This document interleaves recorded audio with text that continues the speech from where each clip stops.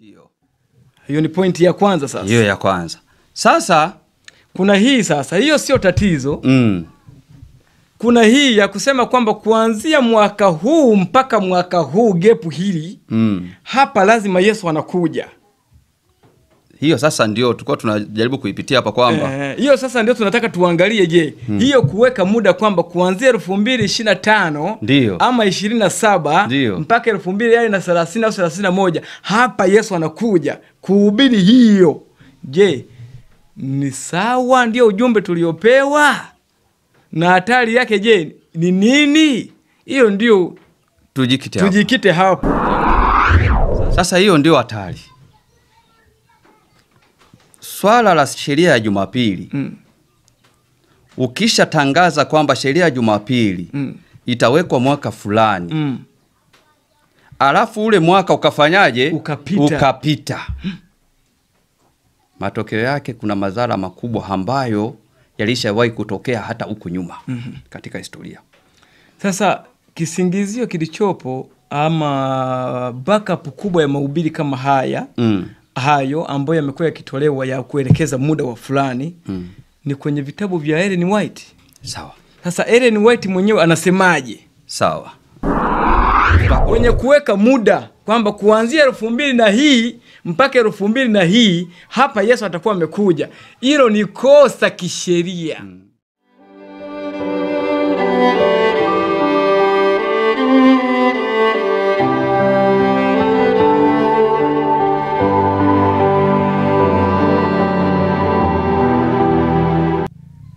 Tunashukuru tena kwa wakati huu kupata fursa hii nyingine. Wewe ndiye umekuwa msababishaji mkubwa wa kufanya sisi tuendelee kuwepo. Na kama watazamaji wasinge kuwapo, basi tusingekuwa na chochote ambacho tungeweza kuwa tunakitoa, maana ingelikuwa ni kujifurahisha. Kwa hiyo pamoja sisi tuko hapa, wewe huko ni sababu kubwa ya sisi kuwepo na kuendelea kuleta mafundisho haya mbalimbali. Kuna wale ambao tunaamini kwa uwepo wetu hapa wanashiriki nasi kwa njia ya maombi. Kuna wale ambao wanashiriki pamoja na sisi kwa njia ya mawazo. Kuna wengine wanashiriki pamoja na sisi hata kutupatia muda wa hewani, kukaa hewani namna hii, kupandisha mahubiri na kama hivi. Wote hao tunawashukuru sana. Sasa leo tuna mada ambayo ni nzito kidogo. Ujio wa Yesu mara ya pili. Miongoni mwa mambo ambayo sasa hivi yana usikivu mkubwa kwenye akili za watu ni swala la ujio wa Yesu mara ya pili na sheria ya Jumapili. Mwaka uliopita mwishoni, wakati taifa la Marekani likiendelea na uchaguzi, kumekuwa na vuguvugu kubwa katika mitandao ya kijamii na makanisani, watu wakihubiri juu ya sheria ya Jumapili mapema tu baada ya utawala wa Trump kuingia madarakani. Mengi yamesemwa.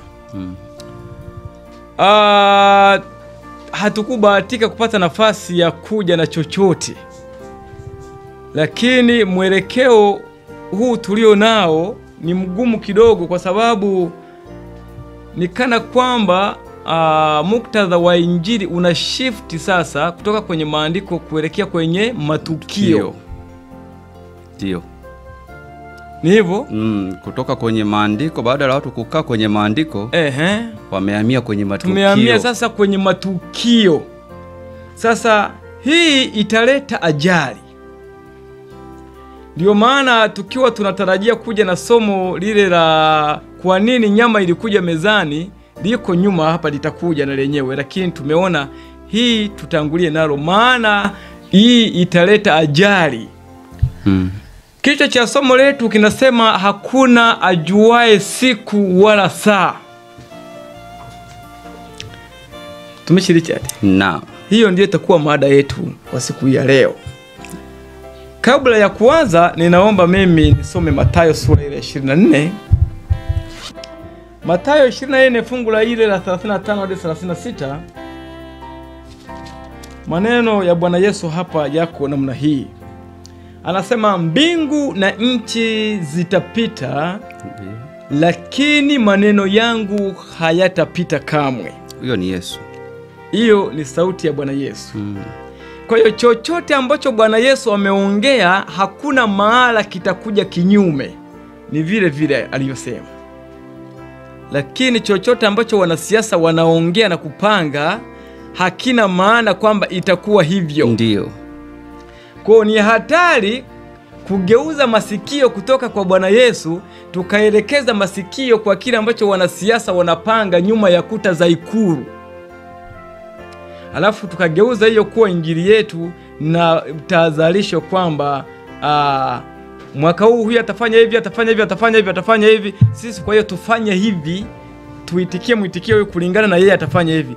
Hilo ni kosa. Haya, anaendelea anasema, walakini habari ya siku ile na saa ile hakuna aijuae, hata malaika walio mbinguni wala mwana, ila Baba peke yake. Naomba kwa sentensi hiyo ya mwana, lakini andiko linasema ila Baba peke yake. Kwa hata malaika ambao ni ndugu zetu walio mbinguni, wajoli wenzetu malaika kule mbinguni, siku ya kuja kwa Yesu hawajui. Sisi pia hatujui. Na sio hivyo tu, 25:13 pale kuna maneno haya yanasema namna hii. Basi kesheni kwa sababu hamuijui siku wala saa. Sasa leo unajua Bwana Richard. Ndio. Najaribu kutembelea na kusikiliza watu, mimi ninaogopa kwa upande wangu binafsi. Sijapata ujasiri huo. Sawa. Mimi mwaka jana nikiwa niko Singida, nafikiri mwezi wa 11, nikapata simu inanipigia kutoka Tabora. Akasema, bwana niko hapa Tabora, kuna mkutano unaendelea hapa, kuna mtumishi Deshi anahubiri hapa. Amehubiri kwa muda wa wiki nzima. Sasa anasema mwezi wa kadhaa mwaka unaokuja, yani mwaka huu sasa, kutakuwa na sheria ya Jumapili. Trump akiingia madarakani ataweka sheria ya Jumapili na nini. Sasa akaongea mambo kama hayo. Amesema juu ya habari hizi za dunia kwamba imepewa miaka 6,000 na baada ya miaka 6,000 dunia itaenda mwishoni. Mambo kama haya anasema sasa kufikia 2030 itakuwa ndio mwisho wa nini? Wa dunia. Na Yesu atakuwa amekuja 2031 nafikiri kitu kama hicho.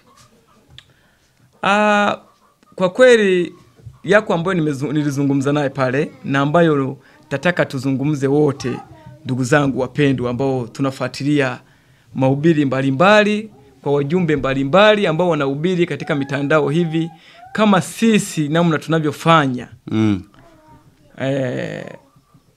Hatuna ugomvi na ubiri la aina yoyote. Sisi wajibu tulionao ni kuangalia maandiko yanasema nini. Hiyo tu. Kwa ni hapo tutajikita somo hili la leo. Luka 12:41. Luka 12:41. Anasema Petro akamwambia, Bwana, mithali hiyo umetuambia sisi tu au watu wote pia?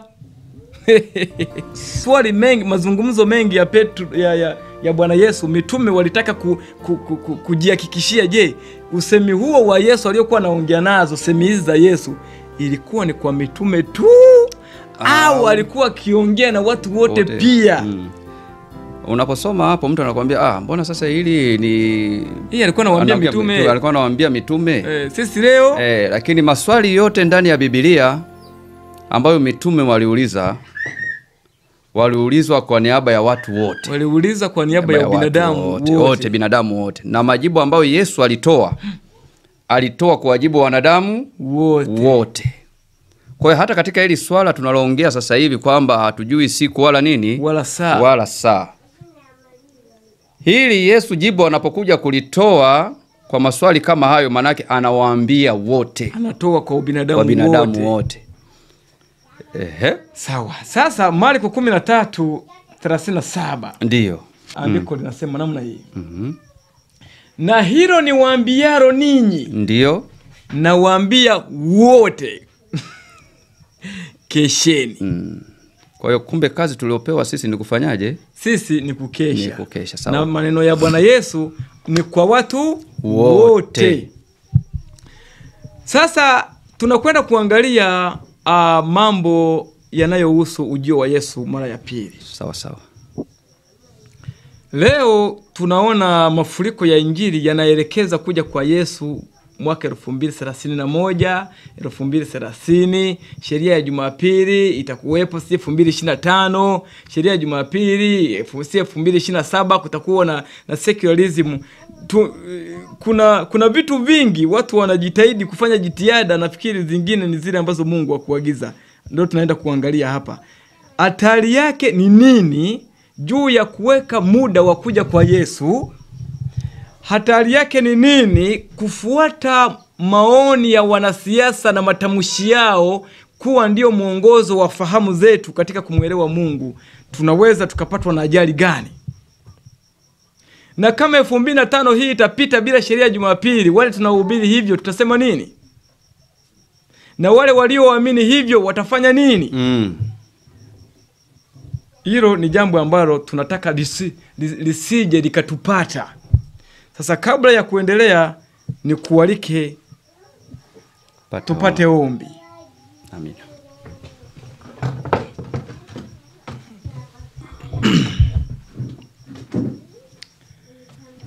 Baba yetu na Mungu wetu uliye mbinguni, tunayo kila sababu ya kukushukuru kwa wema mwingi ambao unazidi kuufunua kwetu. Fursa hii umetupatia tena kwa ajili ya kuyasema maneno yako yanayohusu ujio wa mwanao Bwana wetu Yesu Kristo mara ya pili. Tunaomba uongoze fahamu hizi, kama ambavyo tumekubali kuja hapa, basi tukubali pia kusema yale ambayo wewe umeyataka tuyaseme. Hatuna shaka na hilo, kwa kuwa tumejikabidhi mikononi mwako, na Roho wako mwema ataongoza fahamu za wasikilizaji kuyaelewa yale ambayo unatufafanulia kwa uwezo wako wa Roho. Unene na msikilizaji huyu, na katika jina la mwanao Bwana wetu Yesu tunaomba na kutumaini yote. Amina. Amina. Sasa Bwana Richard, Ndio. maandiko yamesema nini kwenye swala la kuweka muda? Kama ambavyo tumetangulia kuona, mahubiri ya leo yanatazamisha watu katika ujio wa sheria ya Jumapili. Na mbaya zaidi, tunaenda mpaka tunaweka mwezi fulani, mwanasiasa huyu, taifa hili litakuwa limeweka sheria ya Jumapili. Na onyo kubwa linatolewa kwa Wasabato. Mahubiri mengi nimeyaona ni kwa Wasabato, lakini sheria ya Jumapili sio swala la Wasabato, ni swala la ulimwengu mzima, kila mwenye mwili. Ndio. Iwe unakunywa pombe za common virabuni, litakuhusu. Ama unalala kwenye gorofa miguu ikanyagi chini, litakuhusu. Hiyo inakuhusu kila mmoja. Sasa juu ya kuja kwa Yesu hii 2031 na sheria ya Jumapili, tumeona hata jana hapa katika ule mpangilio wa wale tukaona kwamba watu wameandaa mpaka wanajua mwaka gani dunia iliumbwa. Hivi unaelewa hiyo? Hapa hawa wanaeleza creation ilifanyika mwaka 1432 BC.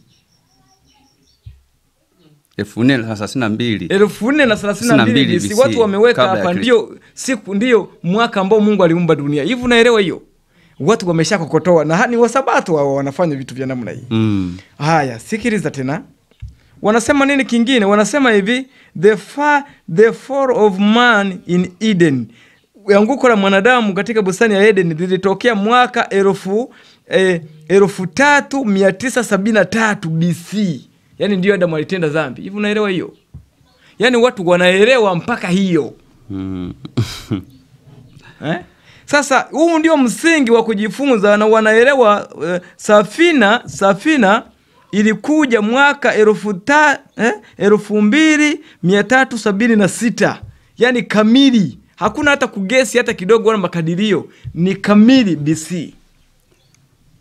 Lakini tunapoyaangalia kwenye Biblia au kwenye roho ya unabii, hatuoni, na huenda ni kwa ufinyu wetu wa kutafuta. Tutasaidiana na msikilizaji, na wewe utatusaidia.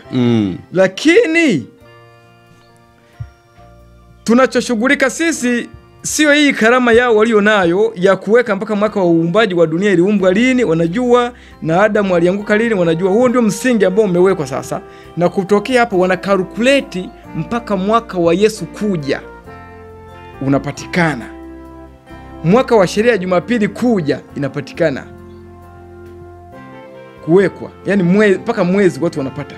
Sasa hatari ya hii tunataka tuangalie kwenye maandiko, ndugu yangu Richard. Ni nini maandiko yana nini cha kutuambia? Kwanza mimi inaonyesha kwa kweli sasa yale ambayo Kristo aliyasema, hasa maneno yake ya mwisho kabla hajaondoka, kabla ya kifo chake, leo yanatimia. Kwa nini? Kwa kasi. Yesu alipokuwa ameachana na Wayahudi akiwa ameketi katika mlima wa Mizeituni, wanafunzi wake walienda wakamuuliza swali la msingi ambalo linatuhusu mimi na wewe mtazamaji unayetazama sasa hivi, ili kwamba kututazamisha kwamba tusije tukapotea, tusije tukaangalia vitu vingine nje bila kuyaangalia maandiko yanavyoeleza. Wanafunzi Yakobo na Yohana pamoja na Petro walimuuliza swali Yesu ambalo sisi leo kama tungelikaa pale kwenye lile swali na majibu aliyotoa Yesu, haya ambayo yanafanyika sasa hivi kama wanavyonionyesha Bwana, yasingekuwepo. Wake Mathayo 24 sura ya 2 fungu la 2. 24 Mathayo kuanzia fungu la kwanza 24:1. Yesu akaenda zake akatoka hekaluni, wanafunzi wake wakamwendea ili kumuonyesha majengo ya hekalu. Ndio. Naye akajibu akawaambia, hamyaoni haya yote? Amini nawaambieni, halitasalia hapa jiwe juu ya jiwe ambalo halitabomoshwa. Ndio. Hata alipokuwa ameketi katika mlima wa Mizeituni, wanafunzi wake wakamwendea kwa faragha. Hii sasa ni faragha. Wakisema tuambie mambo hayo yatakuwa lini? Nayo ni nini dalili ya kuja kwako na ya mwisho wa dunia? Tutazamie kuona nini ambacho kitatufanya sisi tuweze kujua hii ni dalili ya kuja kwako na ya mwisho wa nini? Wa dunia. Yesu akajibu. Sikiliza jibu la Yesu. Akawaambia, angalieni mtu asiwadanganye. Hilo ndio jibu la Yesu la kwanza kabisa. Yesu kwa jicho la unabii aliona mbele kwamba kabla ya yeye kutokea, kutatokea nini? Udanganyifu. Watu wataanza kuhubiri kinyume na kile ambacho Yesu anaenda kukifundisha hapa mbele. Kwa hiyo akawatahadharisha wanafunzi wake. Kabla ya jibu kutoa, akawaambia angalieni mtu asiwadanganye. Kwa hiyo Yesu aliona kule mbele tunakoelekea mwishoni, aliona kutakuwa kuna udanganyifu mwingi. Kwa katika maelezo mengi hapo chini ukisoma, akaanza kusema kuna manabii wa uongo watatokea, kuna wengine watatokea makristo wa uongo, naona wakifanya ishara na maajabu makubwa, wawapoteze yamkini hata walio nani? Ikiwezekana hata walio wateule. Kwa hiyo hata katika hili fundisho, yamkini hata walio wateule wanaweza wakafanyaje? Wakadanganyika. Kwa hiyo na mimi nashukuru kwa sababu tumepata nafasi hii na ndugu zetu wa Ufunuo wameweza kutupatia nafasi ya kuja kutusikiliza maoni yetu juu ya jambo ambalo sasa limeshika nini? Kasi. Kwa Yesu anasema angalieni mtu asiwadanganye. Alipokuwa akienda kule mwisho kumalizia katika fungu la 35 na 36, ndio tumeona sasa hizo habari mnazouliza za kurudi kwangu. Sawa? Ninawaambia hivi, siku hiyo hakuna mtu anayefanyaje? Anayeijua. Wala saa hiyo hakuna anayefanyaje? Anayejua. Hata malaika wale viumbe wanaoishi kule mbinguni hawaijui. Lakini sasa nashangaa hapa leo ndugu yangu hapa unaniambia kwamba kuna watu sasa wameweka hadi muda. Hadi nini? Hadi muda. Muda wa kurudi kwa nani? Kwa Kristo. Na zaidi wameweka hadi uumbaji. Yaani kamera zetu leo ni kali, zinaweza kuvuta mpaka zikajua mwaka Mungu yuko anaumba. Yaani Mungu kule anaumba, anafikiria kuumba, hadi mwaka ule wa kuumba watu wameufanyaje? Washauelewa. Sasa hiyo ile sentensi ya Yesu inabidi tuzingatie sana pale. Angalieni mtu asifanyaje? Asiwadanganye. Sawa? Kipindi hicho hata huyo Adamu mwenyewe hayupo. Wala uhesabuji wa siku haujafanyaje? Haujaanza. Maana hata juma halipo. Sawa? Ila watu wameshajua mwaka. Sasa utajuaje mwaka hamna juma? Hakuna saa, hakuna siku, hakuna mwezi. Umeujuaje huo mwaka kwamba ndio mwaka Mungu alianza kuumba? Umeujuaje? Kwa sababu kuhesabu mwaka kunakuja baada ya kupata majira ya mwezi, siku, na saa. Sasa kama hivyo vitu havijakuwapo, unajuaje? Ndio kazi ya uumbaji sasa imeanza mwaka huu. Kwa hiyo utaona kwamba kama umejua siku dunia iliyoumbwa, na ni kweli utajua na siku ambayo itaisha. Sawa? Maana umeingia katika mawazo ya nani? Ya Mungu. Lakini lipo andiko katika Biblia ambalo Mungu anasema kwamba, naomba unisomee pale Kumbukumbu 29:29. Kumbukumbu 29:29. Kumbukumbu la Torati 29:29. Andiko linasema namna hii. Linasema mambo ya siri ni ya Bwana Mungu wetu, lakini mambo yaliyofunuliwa ni yetu sisi na watoto wetu milele, ili tuyafanye maneno yote ya sheria hii. Amina. Kwa hiyo mambo ya siri ni ya nani? Ni ya Bwana. Sasa moja ya siri ambayo Bwana amesema kwetu ni muda na wa siku na saa ya kurudi kwa nani? Kwa mwanae. Hiyo itaendelea kubaki kuwa nini? Siri. Wakati ukifika, kwa mujibu wa maandiko, kwa mujibu wa maandiko ambayo Wakristo wanayaamini, inasema siku hiyo Baba mwenyewe atatangaza, kama alivyotangaza pale wakati wa kuja kwa mwanae pale alipobatizwa pale kingo za mto Yordani. Sauti ilisikika. Kwa hiyo siku ya kuja kwa Yesu, Mungu ataitangaza kwa wanadamu wote. Watasikia. Ndio. Hiyo ni pointi ya kwanza sasa. Hiyo ya kwanza. Sasa kuna hii sasa, hiyo sio tatizo. Kuna hii ya kusema kwamba kuanzia mwaka huu mpaka mwaka huu gepu hili, hapa lazima Yesu anakuja. Hiyo sasa ndio tulikuwa tunajaribu kuipitia hapa kwamba hiyo sasa ndio tunataka tuangalie, je, hiyo kuweka muda kwamba kuanzia 2025 ama 27 mpaka 2030 au 31 hapa Yesu anakuja kuhubiri hiyo. Je, ni sawa? Ndio ujumbe tuliopewa? Na hatari yake je ni nini? Hiyo ndio tujikite hapo. Okay. Sasa hii ya kupanga muda. Kwamba kuanzia hapa hadi hapa Yesu atarudi. Sawa? Ujumbe huo kwa mujibu wa maandiko hatujapewa. Wakupanga nini? Wakupanga muda. Wakupanga muda. Ikiwa ina maana tu kwamba hata kuweka makadirio. Makadirio haipo. Sisi pambano linaeleza Mungu alipoumba katika zile siku 6 na siku ya 7 akafanyaje? Akapumzika. Ile ilikuwa ni dalili ya kuonyesha jinsi safari ya ulimwengu katika dhambi itakavyosafiri. Kwa hiyo sisi tunazaliwa tayari tupo ndani ya nini? Ya pambano. Limeshaanza. Sawa? Jamii yote ya mwanadamu inazaliwa ikiwa mule. Sasa lini zitaisha? Lefa atapuliza kipenga lini? Pambano lile limeisha. Hiyo sisi hatujapewa. Sisi ni kucheza kama vile kwenye mpira. Sawa, ni kweli time inakuepo Bondi. Sawa, lakini wachezaji wanaocheza mule hawajui refa atapuliza saa ngapi kumaliza mechi hiyo. Wanaonaga saa. Kwa hiyo anayejua muda wa kumaliza ni nani? Ni refa. Wewe kazi yako shughulika, ukifanya mchezo unafungwa magoli mengi. Sawa? Na sisi kwa hiyo tuko humu tunacheza. Sawa?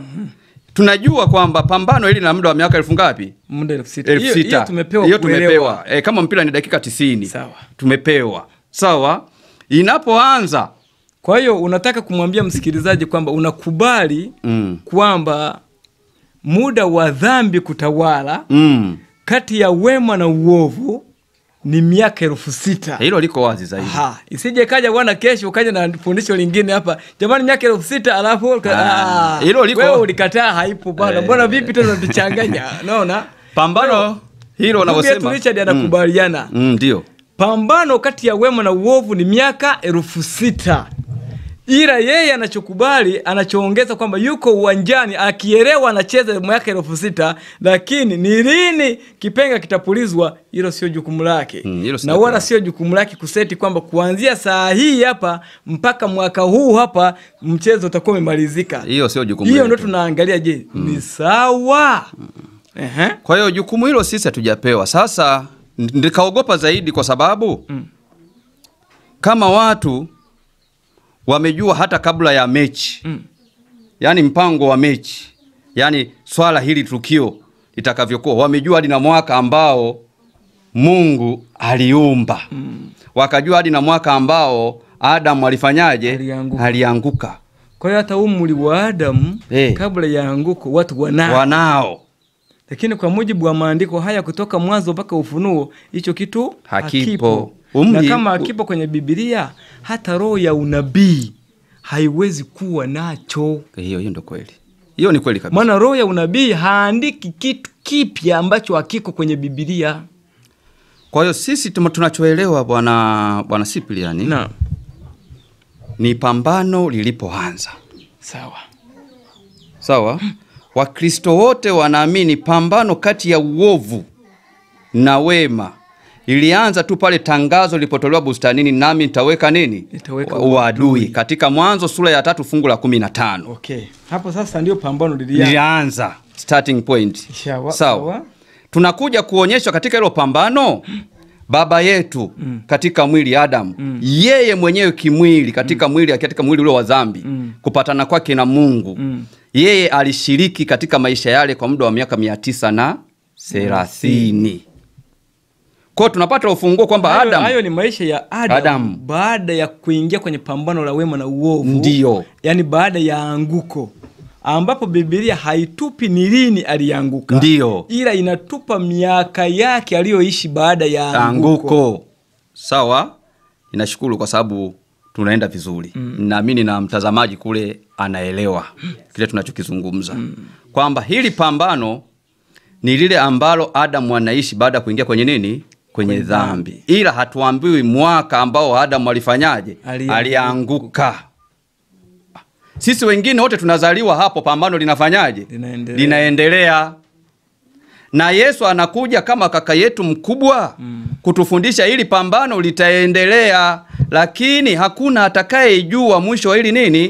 Pambano.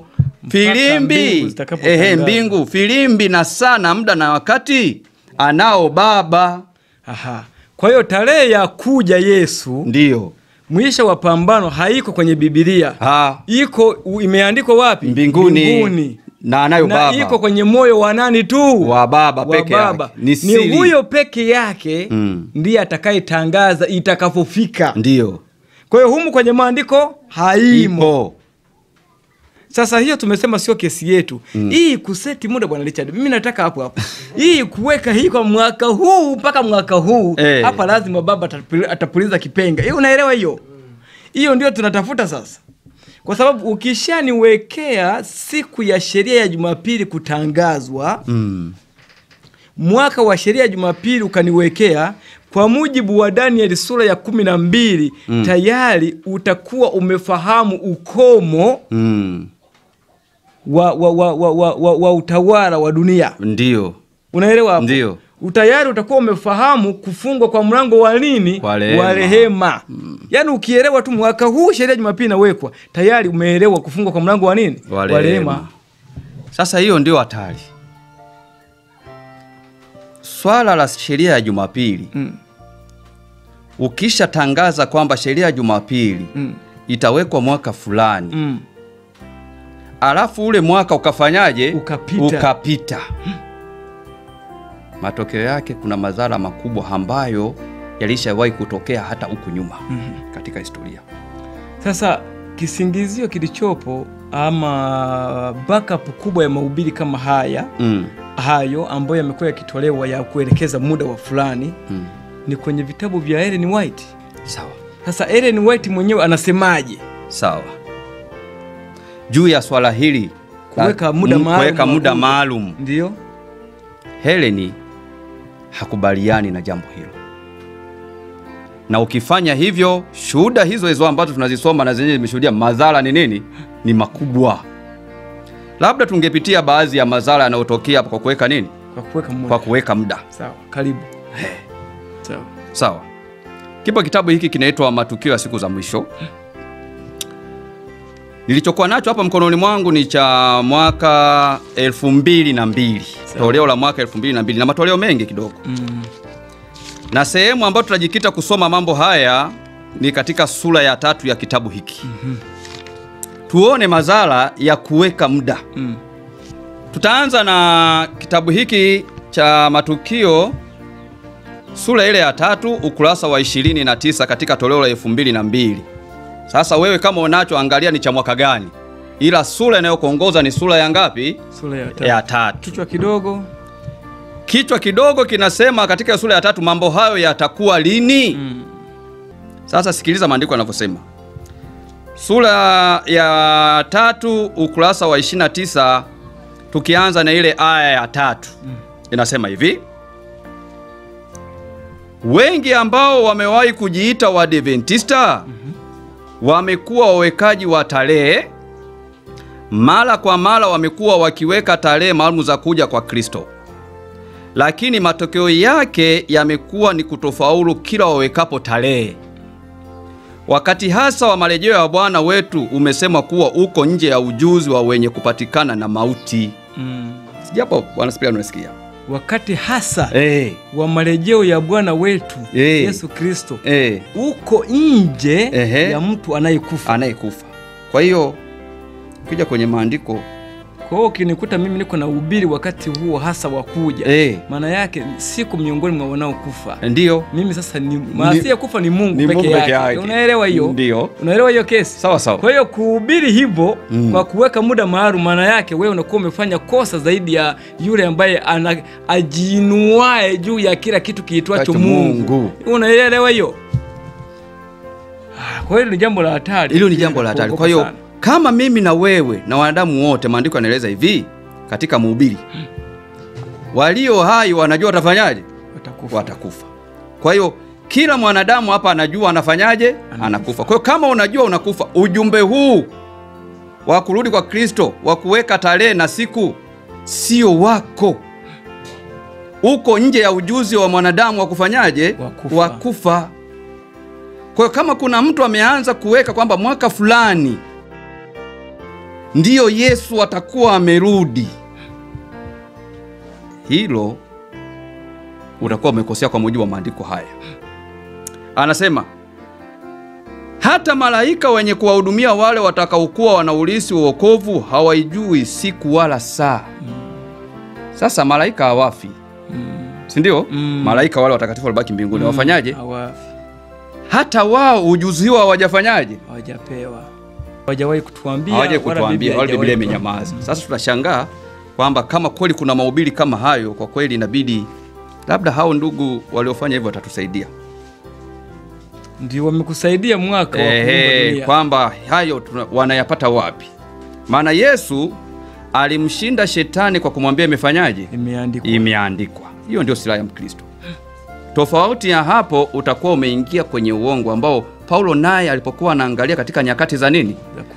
Za kuja kwa Bwana wa Yesu Kristo, wakati wa mwisho, matukio wakati wa nini? Wa mwisho. Baada ya kuongea orodha kubwa katika ile Timotheo wa pili sura ya 3. Fungu la 13 kuna maneno aliongea hapo, naomba tuyasome tuone. Timotheo wa pili. Ndio. Sura ya 3. Fungu la 13, hebu mlisome hapo mtu wa Mungu. Anasema lakini watu wabaya na wadanganyaji ndio wataendelea na kuzidi kuwa waovu. Lakini watu wabaya na wadanganyaji. Kumbuka hizo Paulo anazungumza ni wakati wa nini?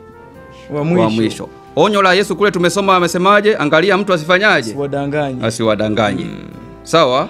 Sasa hii na yenyewe inakazia. Wataendelea na kuzidi kuwa waovu. Wataendelea na kuzidi kuwa nini? Waovu. Wakidanganya na kudanganyika. Hapo sasa. wakidanganya na kudanganyika. Kutaja kitu ambacho Mungu hajakiweka ndani ya maandiko, wewe umedanganya, lakini pia umefanyaje? Umedanganyika. Sasa hilo ni tatizo la kuweka nini? La kuweka muda. Ile time nini?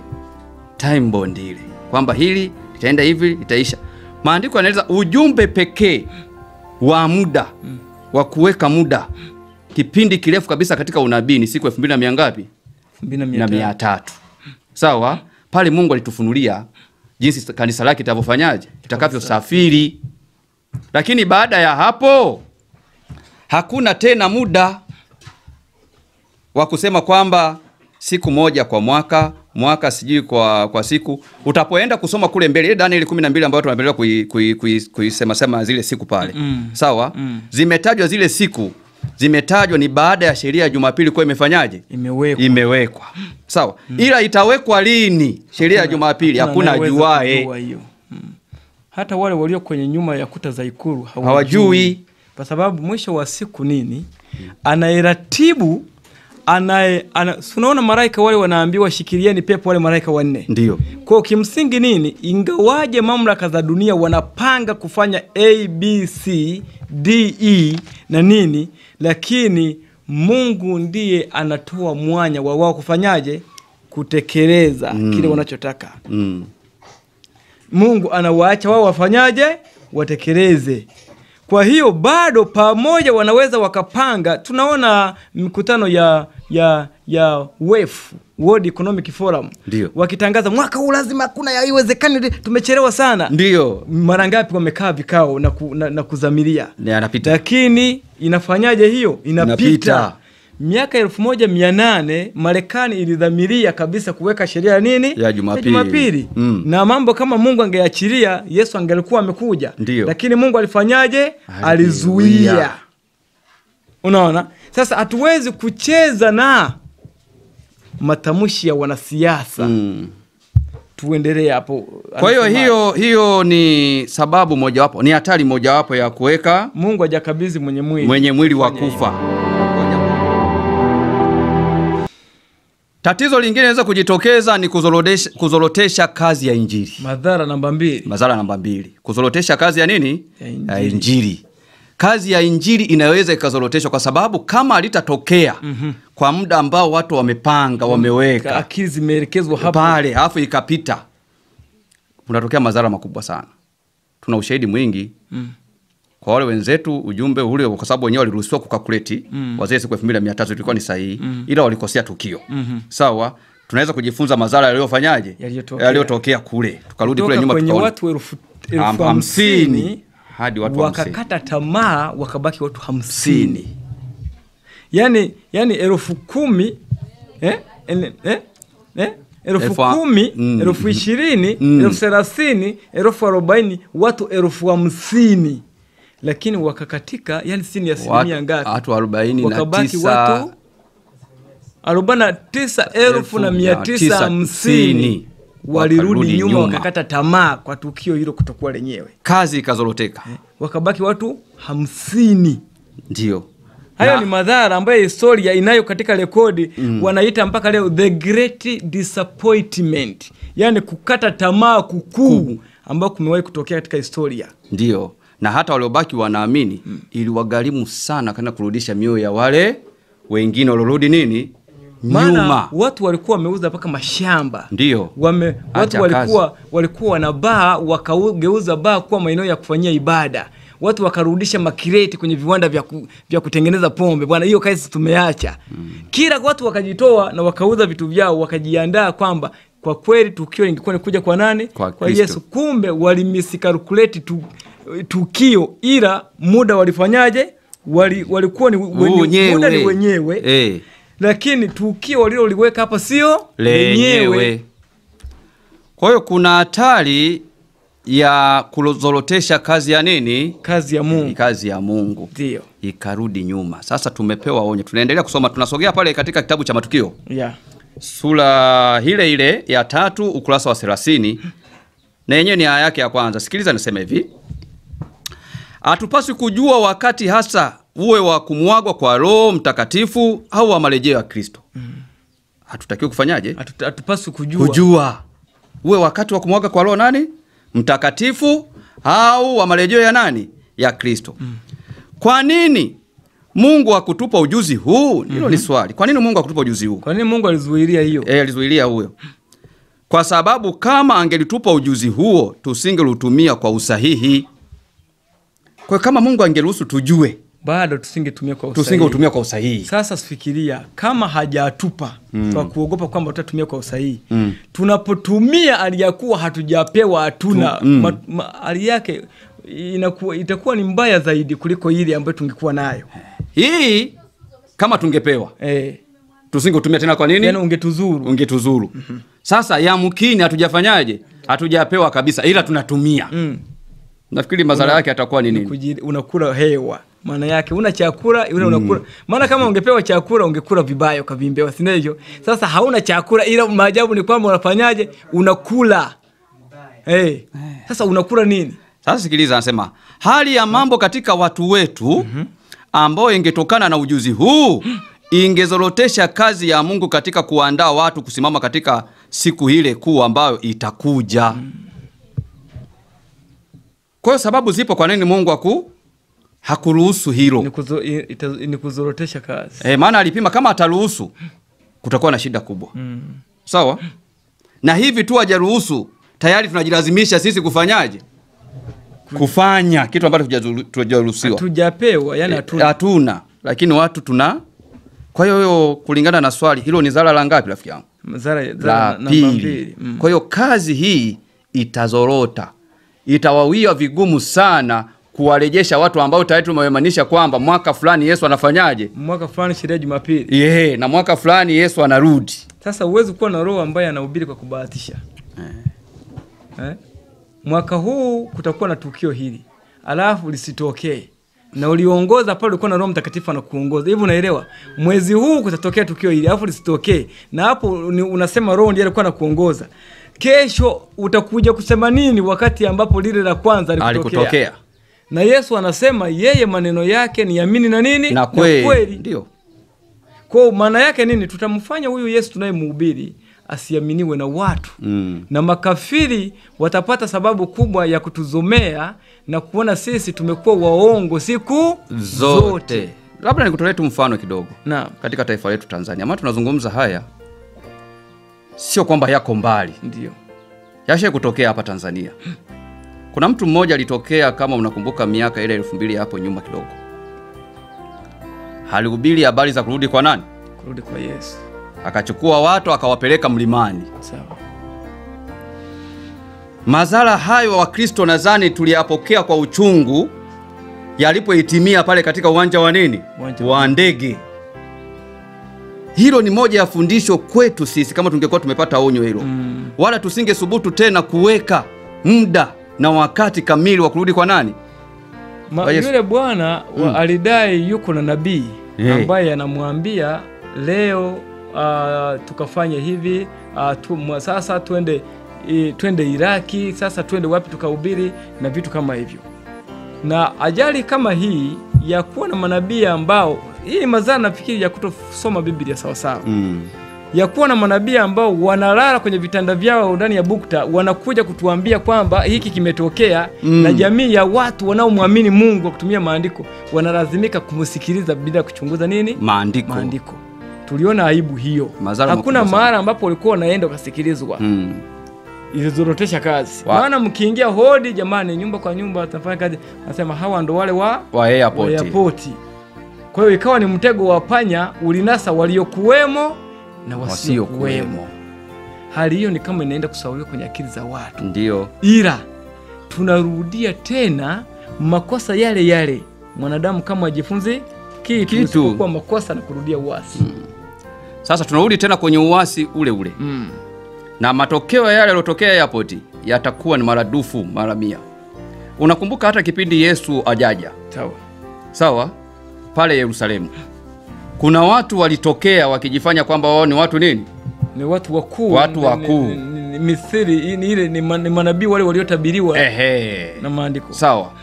wale walikuwa wanaandaa njia ambayo shetani anaoifanya ili watu waweze kuja kumkataa nani? Kristo atakapotokea. Kwa hiyo hata haya tunaweza kusema kwamba yanaweza kuandaa ili ujumbe wa kweli utapokuja kuhubiriwa watu wawe wamekata nini? Tamaa. Maana hata Yesu alipokuja kutokea ilimuia vigumu kuhubiri kwa sababu huko nyuma kuna watu walitokea kama yeye, lakini kulingana na mahubiri yao yale ya uongo walipotea. Sasa hilo ni zala la pili, kwamba itazorotesha nini? Kazi. Zala la tatu, kuua imani ya watu. Kitabu tunachonukuu kwa muda mrefu ni kitabu cha Matukio, ukurasa wa 31, tusome tena pale. Anasema kwa sababu tarehe zilizowekwa tena na tena zimepita zote, sasa ulimwengu umo katika hali ya ushupavu wa kutokuamini zaidi ya hapo kwanza kuhusiana na ukaribu wa marejeo ya Kristo. Kuliangalia kwa kukerwa swala la kutokufaulu kwingi kwa wawekaji wa tarehe, na kwa sababu watu wamedanganywa kiasi hicho, hakuna ukweli uliothibitishwa na neno la Mungu kuwa mwisho wa mambo yote karibu sana. Tukienda aya ya 4 inasema ulimwengu hapo unakuwa katika hali ya kukerwa sana. Yani jambo hilo linalosema itakuwa hivi alafu aliji. Itakuwa hivi alafu aliji. Yani baadaye yani dunia inachoshwa na hiyo sentensi ya kutangaza marejeo. Ndio. Kwamba wakianza kusikia tena Yesu inakuwa na kero tu, yani haina maana sasa kwamba kama dunia itakerwa sasa marejeo yataahirishwa. Marejeo yenyewe yapo, ila yatakapokuwa yamefikia jamani marejeo yale ya kweli, watu watakuwa wamezarau, wameshachoshwa kusikia hicho kitu. Hasa hiyo ndio shetani anayotengeneza. Haya, naomba nisome hapa hapo. Aya ya 4 inasema, hatutaki kuwafanya watu waongozwe na hisia za kiasi kwamba kanuni haziwezi kutawala tena.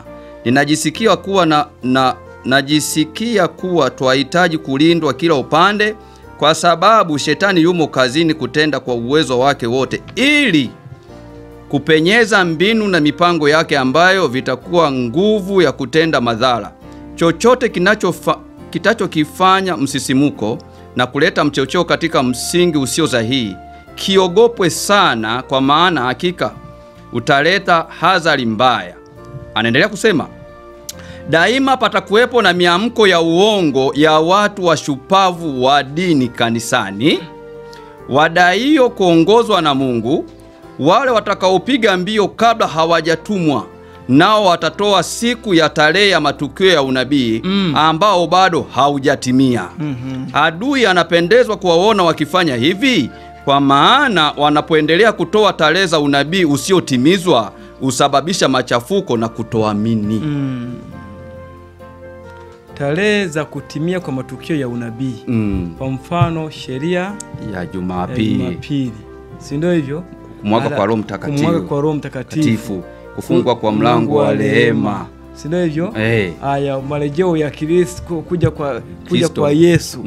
Unaona? Kwa hiyo matukio haya yanapohubiriwa na kuelekezwa, nafikiri kuna hali mbili. Kuna hali ya kuripoti tukio. Ndio. Sawa? Ndio. Kwa mfano tuseme taifa la Marekani limepeleka mswada wa sheria Jumapili bungeni. Ndio. Si ndio hivyo? Hiyo ni kuripoti tukio. Sawa? Kama wao walivyolieleza ndivyo na wewe ukalieleza. Ndio. Hapo haimaanishi hiyo likosa. Sio kosa. Ila kosa ni kuanza kukalkulate. Ndio. Kwa kujenga msingi kwenye Biblia na kuonyesha kwamba kwa hivi na hivi kufikia hapa sheria ya Jumapili itakuwa imewekwa. Kufikia hapa. Kutokea hapa mpaka hapa. Kumwaga kwa Roho Mtakatifu. Hapa mpaka hapa. Kufungwa mlango wa rehema. Hapa mpaka hapa. Wakati wa taabu. Vitu kama hivyo maandiko hapa ndicho yanachokataa. Ujumbe kama huo hatujapewa. Wakakuweka calculation. Hayo matukio yenyewe yapo. Sawa? Ila kuyawekea time bond kwamba kutoka hapa 2027 kutakuwa na hili.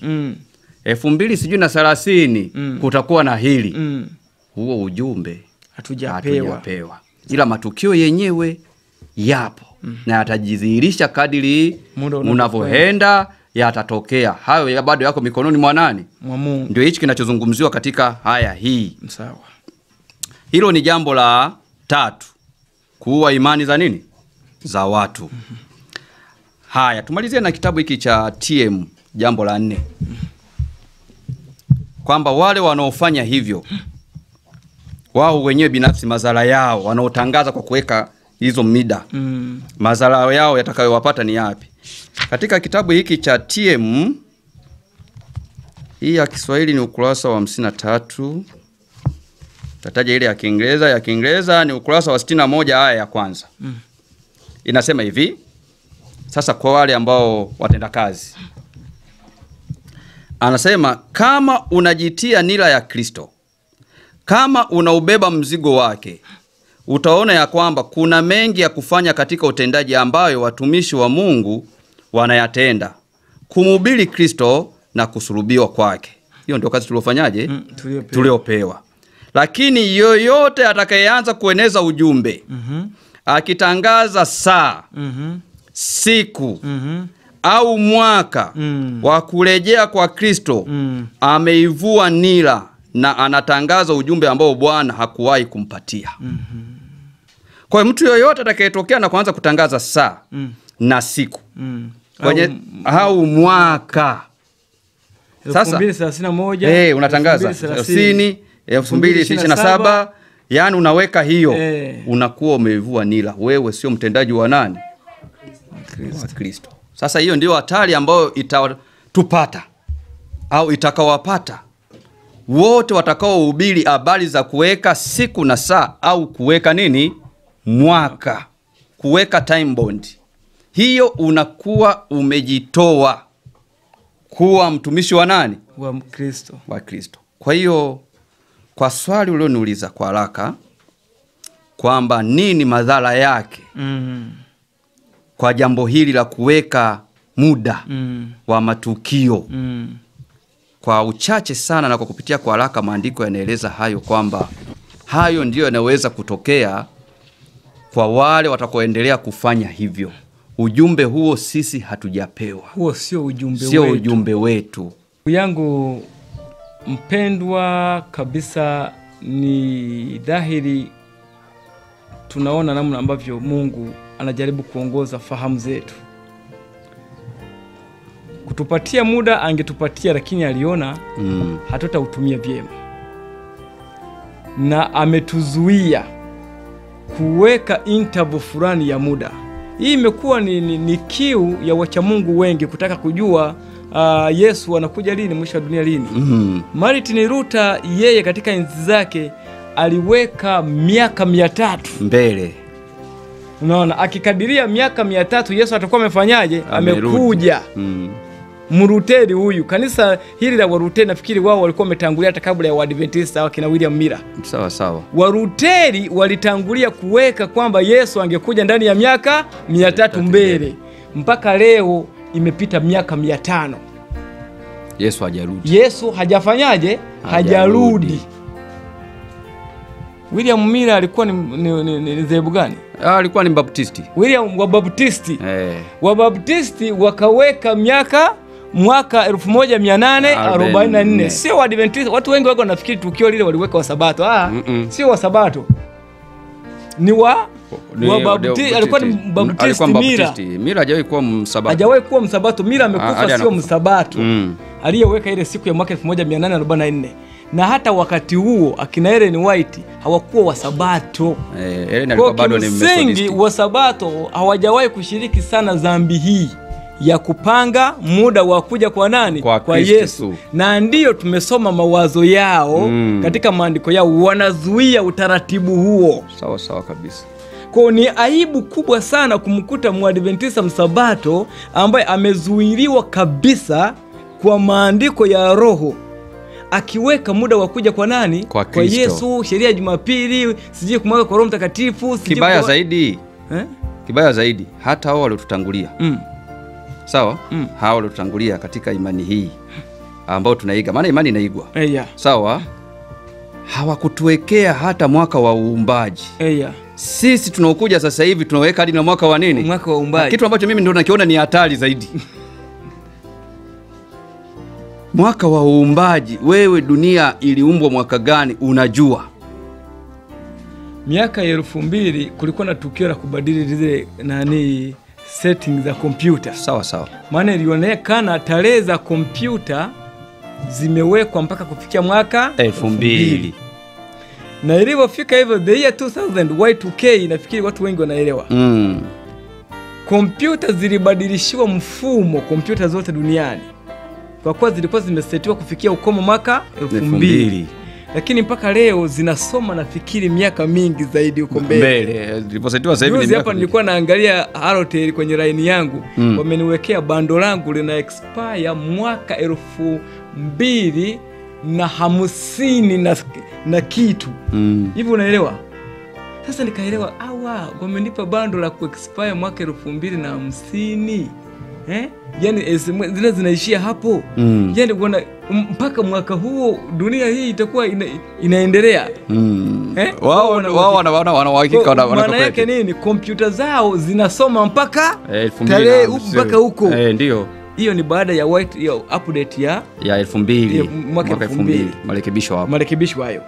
Sasa lakini ulimwengu kwa wakati ule pia ulitangaziwa dunia Wakristo walianza kuwa na hofu kwamba kutakuwa na mwisho wa nini? Wa dunia. Mwaka 2000 ndio mwisho wa nini? Wa dunia. Haya ni mambo yote shetani anakuwa anayatupia kwenye akili za wanadamu. Ili nini kinachotafutwa? Siku ujio wa Yesu kamili utakapokuwa umefika, utadharauliwa tu. Naomba tusome katika kitabu kimoja cha Matendo ya Mitume. Nafikiri ni ile Matendo ngapi? Matendo 5. Jambo jipya chini ya jua hakuna. Kwa hiyo kama lakini hatuyajui ya nyuma, tulisema kwenye ubiri ile bwana. Kutojua ya nyuma kunafanya watu wanafanyaje? Wanakosea ndio. Knowledge. Historia usipojua huko nyuma utakosea tu huko mbele unakofanyaje? Unakokwenda. Matendo hiyo sura ya 5 fungu la 37 38. 37-38. Tuanzie nafikia 34. Ndio. Anasema lakini mtu mmoja Farisayo, jina lake Gamalieli, mwalimu wa Torati, mwenye kuheshimiwa na watu wote, akasimama katika baraza akaamuru mitume wawekwe nje kitambo kidogo. Akawaambia, enyi wanaume wa Israeli, jihadharini jinsi mtakavyowatenda watu hawa. Baada ya Yesu kuondoka, mitume si waendelea kuhubiri? Ndio. Wakati wanahubiri, sasa ikaonekana kwamba Yesu amefufuka, waliomuua wanaingia kwenye hatia. Wakawakamata, bwana, msituletee hatia hii huyo mtu. Wakawaweka mule kwenye baraza, wanataka wahukumu. Gamalieli wakati hukumu inaendelea pale kuvutana, akasema, jamani, samahani kidogo, nataka kusema neno. Sasa lakini mitume hawa wafanyaje? Hebu tokeni nje kwanza. Wasisikia haya maneno tunataka kuongea. Anataka kulishauri baraza. Sawa. Sasa ndio anawashauri, anawaambia. Akasema wawekwe nje kitambo kidogo. Akawaambia wale sasa wa baraza sasa waliobaki. Akawaambia, enyi wanaume wa Israeli. Ndio. Jihadharini jinsi mtakavyowatenda watu hawa. Kwa sababu kabla ya siku hizi aliondoka Teuda. Sawa. Akijidai ya kuwa yeye ni mtu mkuu. Huyo Teuda huyo. Akawakusanya watu. Yaani kabla ya haya yote, kabla ya siku hizi za Yesu huyu, nyuma yake alikuwa ametangulia mtu mmoja anaitwa Teuda. Ndio. Teuda naye akajifanya sasa, kwa sababu alikuwa, hii ni kazi ya shetani. Anaelewa Yesu, anajifunza unabii shetani. Anajifunza ndio. Anaelewa muda wa kuja kwa Yesu umefanyaje? Umekaribia, anasoma matukio. Anafasiri unabii. Sasa akatengeneza kopi.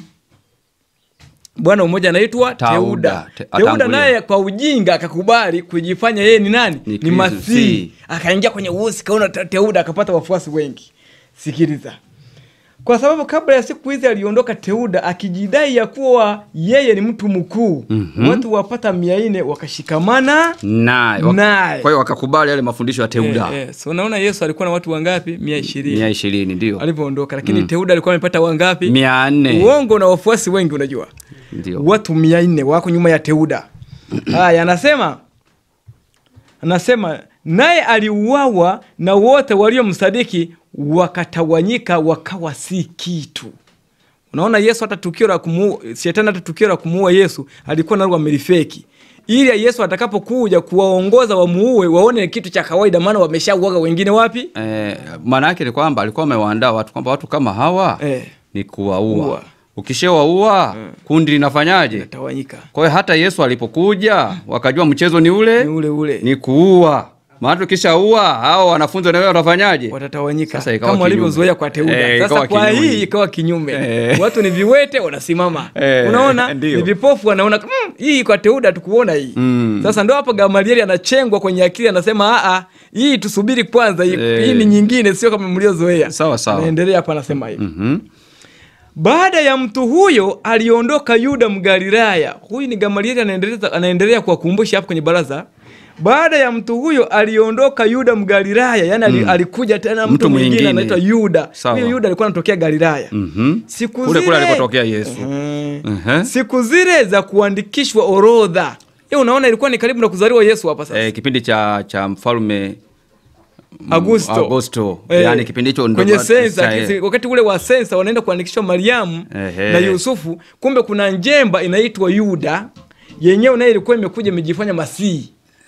Kuna mtu kuna mtu anaitwa nani? Yuda. Yuda Mgalilaya. Sasa sio Yuda yule Iskariote, hapa Yesu mwenyewe hajazaliwa, ndio yuko tumboni, uchungu na karibia huko mbele kuna bwana mmoja anaitwa Yuda Mgalilaya anajifanya yeye ni Masihi. Unaona shetani vitu vyake anavyotengenezaga. Sawa. Haya. Anasema akawavuta watu kadha wa kadha nyuma yake, naye pia akapotea, na wote waliomsadiki wakatawanyika. Hao nao waaminigi hizo wanatawanyikaga. Ndio. Kwani wale wa airport nao walienda wapi? Walitawanyika. Si ndio hiyo? Wakwenda kwa kusafiri bila ticket. Si nao walitawanyika. Ni hiyo kazi ya shetani. Sasa wanaobaki, wale wanaotawanyika wamevunjika mioyo. Wale ambao walikuwa wamefuata nao wamevunjika moyo. Waliosikia tu wa kufanya maamuzi wanachoshwa na hizo vurugu. Huu ni mtaji mkubwa sana wa kuvuna watu. Bosi wao mwenyewe amepotea. Hata tunavyoongea yule jamaa mpaka sasa hivi yupo, ila kana kupotea banake hasikiki tena. Hasikiki tena, imeshakufa. Haya, maana watu simani imevunjika hiyo. Waliomsadiki wakatawanyika. Basi sasa Gamalieli anahitimisha. Na waambia, jiepusheni na watu hawa. Ndio. Waacheni, kwa kuwa shauri hili au kazi hii ikiwa imetoka kwa binadamu itavunjwa. Sawa. Haya. Lakini ikiwa imetoka kwa Mungu hamwezi kuivunja, msije mkaonekana kuwa mnapingana na Mungu. Unaona sasa? Sasa hii tunaisema kwa sababu gani? Tuna bezi ya Mungu anasema hajampa mtu yoyote kazi ya kuweka nini? Muda. Kwa hii ni kazi ya adui ya kuweka nini? Muda. Na hii anatangulia kwa sababu anajua majira kwa kweli ya kuja kwa Yesu yamefanyaje? Hakuna mtu asiyejua hilo. Hata kafiri kabisa asiyesali anakunywa pombe, anasokota msokoto wa sigara, lakini anaelewa kwa kweli dunia yuko wapi? Yuko mwishoni. Hiyo watu wote wanaelewa. Maana tumepewa kujua majira. Kwamba mkiona Yesu alifundisha. Ndio. Mkiona hili eleweni sasa. Ni karibu wapi? Ni karibu mlangoni. Hiyo sasa maana yake kila mtu anaona. Uwe unasali au usali, kila mmoja maandiko yanaeleza kwamba wakitazamia lipi litakayokumba nini? Dunia. Sasa hiyo sio kwamba ni kwa Wakristo tu. Hofu, watu wakijawa na hofu. Kwa kutazamia lipi itakayoikuta nini? Dunia. Ila swala la muda hawajui. Sisi kwa mtini jifunzeni na miti mingine yote. Sawa. Sasa sisi tuseme labda ni maembe sasa. Ni matunda tulio kwenye mwembe, si ndio hivyo? Ndio. Hayajui, tunajua tumeiva. Lakini maembe hayawezi kujua siku na saa ya kuja kuvunwa. Sawa. Sio yanajua hapa tumekomaa karibia watakuja kutuvuna, lakini hayawezi kujua. Sawa, mwenye siri hiyo ni mvunaji. Ndiye anapanga bwana, pale siku fulani twende tukavune majira haya mkali. Sisi tumepewa tu kujua majira. Ila maembe hayawezi yakapanga kwamba kuanzia Jumatatu mpaka Alhamisi tutavunwa. Tutakuwa tumevunwa. Yanaweza kufanya hivyo? Hayawezi. Hamna. Sisi ni matunda tu. Kwa mvunaji yeye yuko wapi? Juu mbinguni. Kumupangia time interval kwamba kuanzia hapa mpaka hapa kutatokea hili, atakuja hivi. Hiyo ni kuingilia kazi ambayo Mungu amefanyaje? Ametoa. Sasa madhara ni haya. Shetani huwa anatangulia. Na alitangulia wakati wa Yesu ili kuja kukomesha. Yesu alipokuja alikuwa mtu wa tatu. Ndio. Unaelewa?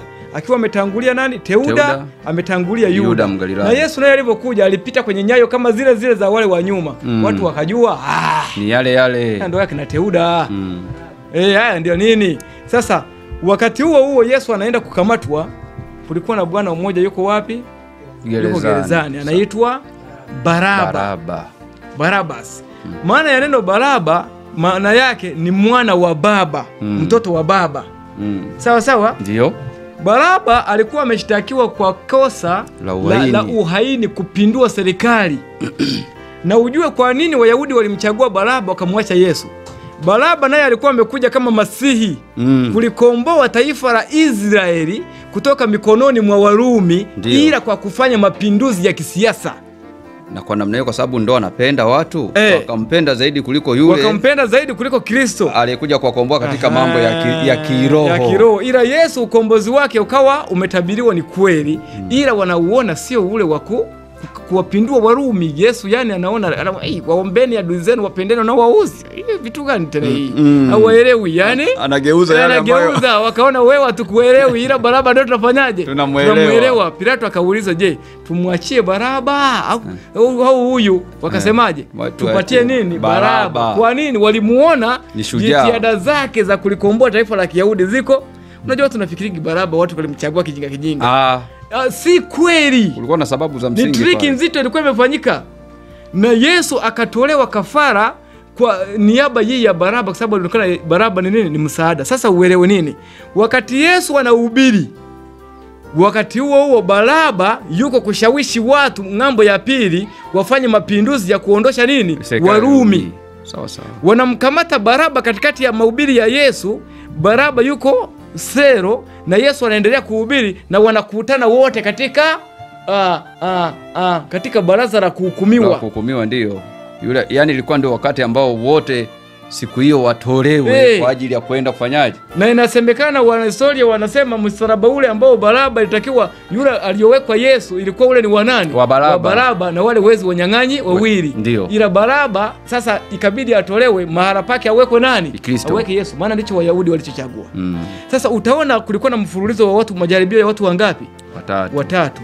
Kuna Yuda Mgalilaya, kuna Teuda, kuna Baraba. Wote hawa ni kuchanganya ili mlio halisi wa Yesu Masihi asifanyaje? Asijulikane.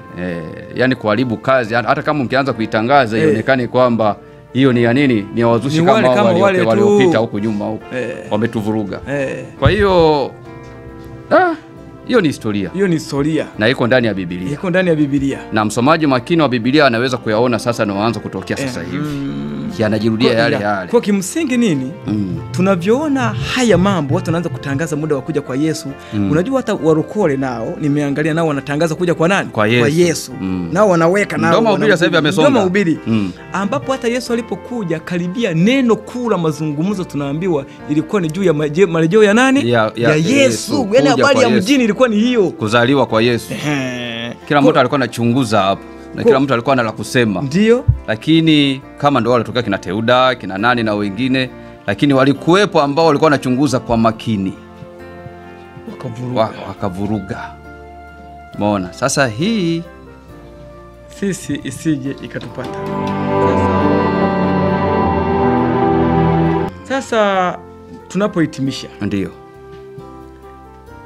Tutazamie nini?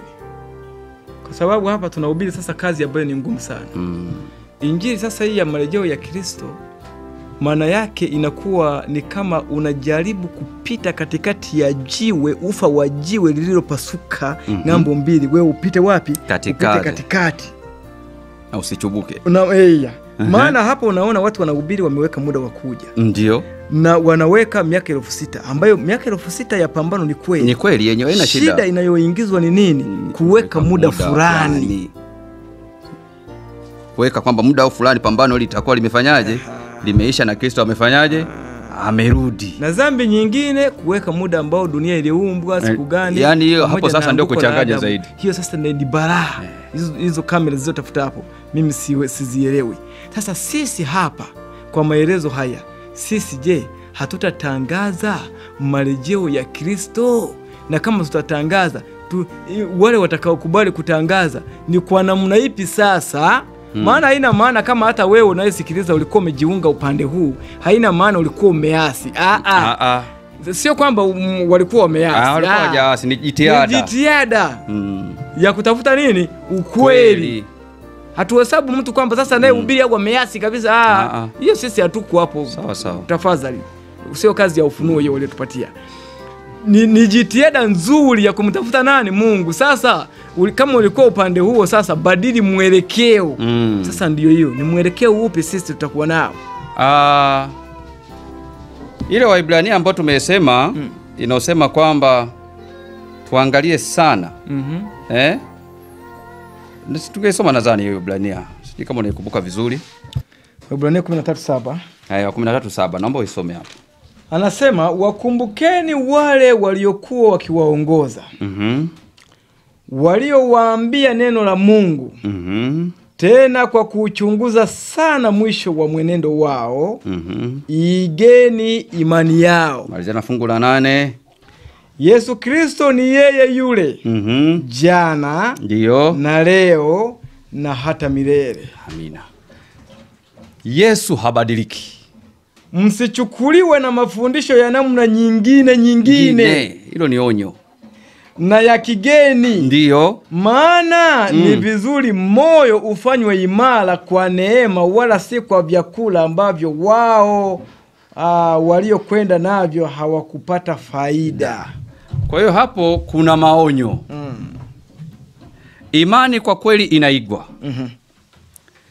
Na kwa mujibu wa Biblia kwenye maandiko inaeleza sisi imani yetu imejengwa juu ya msingi wa mitume na nane? Na manabii. Na Kristo mwenyewe ndio jiwe kula wapi? Na pembeni.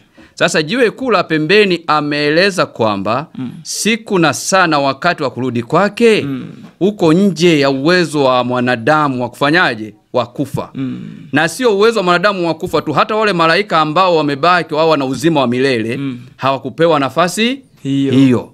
Lakini tunapokuja kuangalia wale waliotufundisha imani hii, hasa katika kanisa hili la mwisho wa Adventista, tunaona kwamba wale watu wa Mungu waliosimama katika misingi ya imani kwa kufuata Biblia hawajatufundisha fundisho la kuweka nini? Muda. Tunapohitimisha, naomba nisome tena kitabu hiki cha Matukio, ukurasa ule wa 30. Matukio toleo la mwaka 2002. Sawa. Sura ile ya 3. Kwamba kwa swali letu sasa, kwamba sisi tuweje? Anasema hivi. Matukio ukurasa wa 30 aya ya 5. Inasema hivi.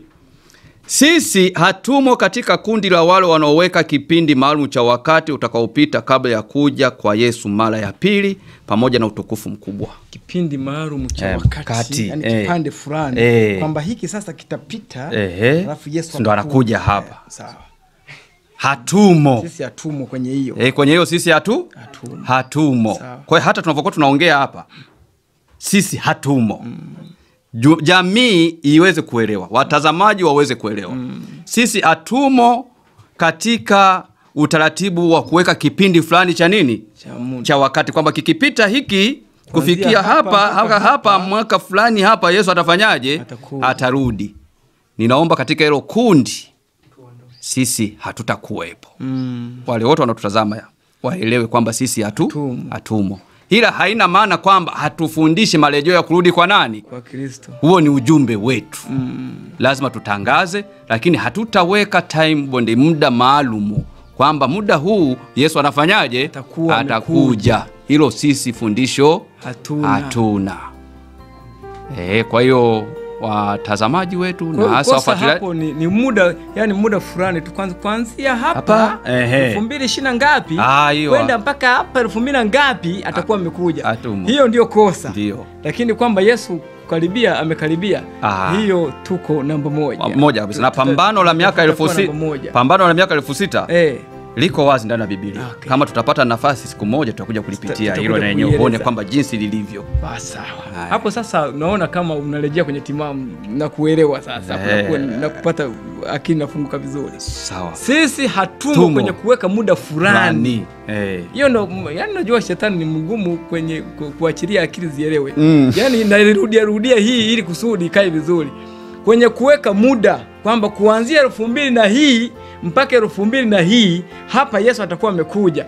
Hilo ni kosa kisheria. Yaani ukibainika unafanya hivyo ni kosa kisheria. Kosa kisheria. Neno la Mungu. Biblia ndio. Ila kutangazia watu kwamba pambano litafanyika kwa muda wa miaka 6000. Hiyo iko kwenye maandiko. Wazi kabisa. Wazi kabisa. Ndio. Na kuambia watu ya kwamba marejeo ya Kristo yako mlangoni, hiyo iko wazi. Ila ni lini na wapi yatafanyika hayo, hilo ni kosa. Yesu anatoa mfano mwingine, ni sawa na mama mjamzito. Sawa? Matarajio ya kujifungua anajua, ila siku na sana wakati upi ataingia katika hali hiyo ya uchungu, hakuna anaifanyaje. Wewe unamkamata ghafla. Inakuja ghafla. Sawa. Sawa. Pointi hapo kwamba sisi namna gani au tumemaliza kabisa linasemaje? Anasema sisi hatumo katika kundi la wale wanaoweka kipindi maalumu cha wakati utakaopita kabla ya kuja kwa Yesu mara ya pili pamoja na utukufu mkubwa. Wengine wameweka tarehe, na tarehe hiyo ilipopita bila mafanikio, roho zao zilizojaa kiburi hazikukubali maonyo, bali walirudia kuweka wakati mwingine na mwingine. Lakini mfululizo wa kutokufaulu kwao kimewadhihirishia wazi kuwa wao ni manabii wa uongo. Kwa hiyo kuendelea kuweka tarehe na muda, sawa, mwisho wa siku utadhihirika kwamba wewe ni nabii wa nini? Nabii wa uongo. Utatimiliza ile Mathayo 24 kwa Yesu aliposema watatokea manabii wa nini? Wa uongo. Watawaambia, itafika wakati tutaanza kutangaza ametokea jangwani. Ameonekana sije wapi, ambapo Yesu ametuonya kwamba tusisadiki hayo. Tutafikia kama ile ya kina yule bwana aliyepeleka watu airport. Ndio. Tutafikia kusema kuna nabii huku, yeye anaonyeshwa na Mungu moja kwa moja.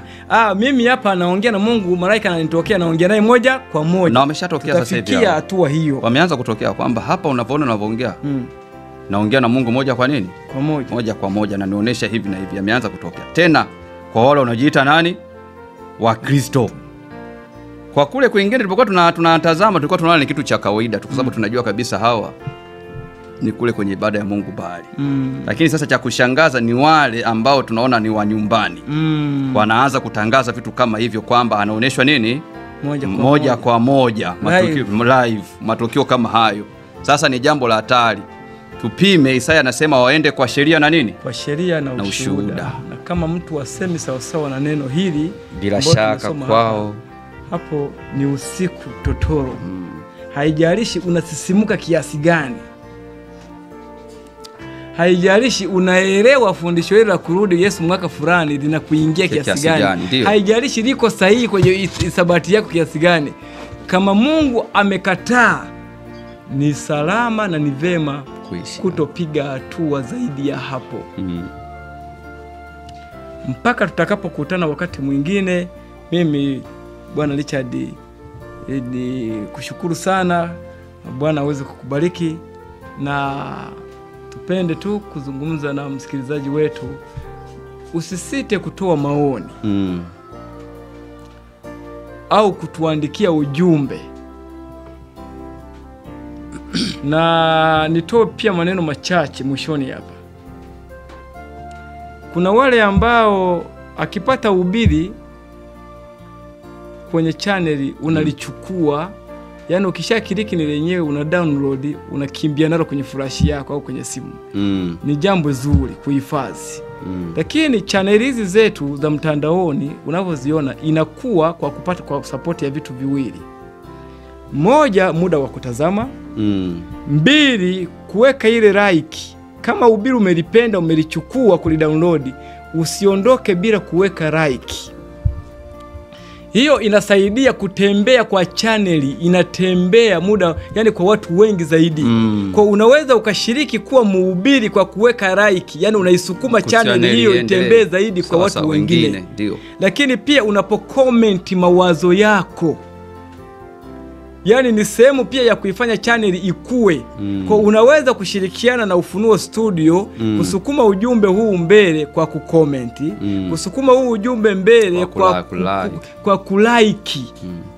Hilo ni jambo muhimu. Lakini pia unaweza kuwa mwanachama mshirika wa Ufunuo Studio kwa kusubscribe. Bwana awabarikini unapofanya jambo hilo. Basi unakuwa umeshiriki kwa sehemu kubwa. Tunatambua sana kliki yako moja inatuongezea watu wengi kufikia. Amina. Barikiwe kwa hayo yote. Amina. Tupate ombi. Tuombe tuhitimishe. Tuombe. Baba mtakatifu, wewe utupendaye sana kwa njia ya mwanao Yesu Kristo, tunakushukuru kwa sababu umeamua kuweka wazi maneno haya ili watu waweze kuchambua kati ya mchele na pumba. Ni kweli ujumbe wa marejeo ya Bwana wetu Yesu Kristo ni ujumbe ambao umeutoa ndani ya kanisa, lakini yapo ambayo yamebakia kwako kama siri ambazo utazifunua wewe mwenyewe. Uliwafunulia wale watu walipokuwa ukingoni mwa mto Yordani kipindi mwanao akitoka katika ubatizo. Uliungana na furaha ile kwa sauti kutoka mbinguni ukiwatangazia na kumweka wakfu rasmi mwanao. Ndivyo umeahidi pia kwamba siku na sana wakati wa kurudi kwa mwanao ni wewe peke yako utakayetangaza. Kwa hiyo hakuna mwanadamu wa kufa ambaye amepewa nafasi hiyo ya kuweza kuchukua nafasi yako, ambayo ya kutoa tangazo hilo kwa wanadamu wengine, bali ni wewe peke yako. Nasi tunaheshimu hilo, bali umetupa dalili za ujio wa mwanao, na sasa tukitazama tunaziona. Tunaomba tujalie moyo wenye nguvu na moyo wenye uwezo wa kuweza kustamili mambo haya yanayoendelea kote duniani, sisi pamoja na watazamaji wanaotazama chaneli hii na wote ambao wanaendelea kulitaja jina lako kwa haki, na siku ya mwisho kwa furaha tuweze kumlaki Bwana wetu Yesu mawinguni. Ndivyo tunavyohitimisha kipindi hiki, ni katika jina la mwanao Yesu Kristo. Amina. Just click on the subscribe button, which is right below the video.